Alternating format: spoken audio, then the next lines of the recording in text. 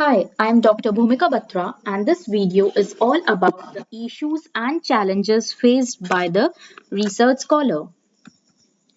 Post qualifying NET the research entrance test, a guide allotment happens with the question, what is your area of interest? And simply you say, no idea. We'll explore in the coursework. A person admitted to a university with a lot of expectations with the coursework, where in reality, during the coursework, many universities doesn't teach anything relevant to research except the college books, like the field you are into, management, marketing, commerce, and etc.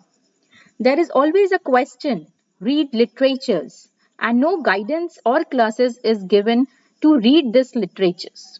What does this read literature denotes to? It is a simply review of literature. How to do, what to do, nobody helps. And with the coursework, the time passes by. Then the DRC committee calls off, where you have to present the proposal. Now, what is this research proposal is? A research proposal, in a very simple terms, is a blueprint of what you going to do in your upcoming years of your PhD. But here the problem starts when in the coursework no one taught about it. Therefore, the only option left with you is to copy paste from the literatures. And here is the point where every scholar fails when not guided at the right time. However, copy paste also leads to the acceptance of a proposal presented because no university looks for the plagiarism report at this point of time. Again, year passes by and no idea what and how to proceed. Amazingly, a point comes where the JRF takes an advantage of JRF to pay outside to get the work done and the thesis is ready. There are also some people who are not JRF and cannot afford the fee, and they keeps on motivating themselves exploring YouTube and put their hard works, and thesis writing for them is also done anyhow.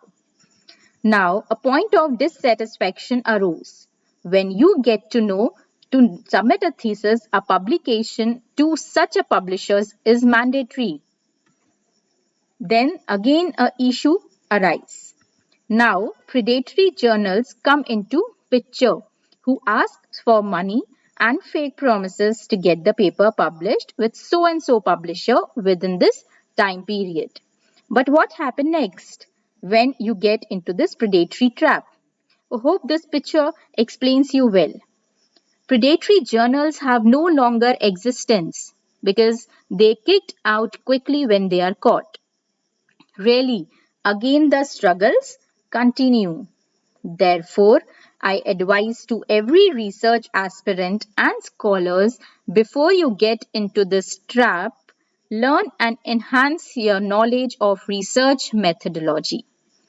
This course offers you the generalization of area of interest, what and how to do the literature review, framing of the objectives, identification of variables, formulation of hypotheses, sampling techniques, what are the sources of the data collection, when you have collected the data, what exactly the data type you have collected, then based on the objective and the data type, which is the right statistical technique to be applied, following with the most important part of a research, which is the plagiarism and the citations. To enroll for this short-term course, visit edbhumi.com. Choose your date and time according to your suitability and book your slot. But check the demo and reviews, then make a wise decision of choosing EdBhumi. You may also reach us at 800-399-2605. This is the first video of series of Research Scholar. Hope to see you very soon in the next video. Bye.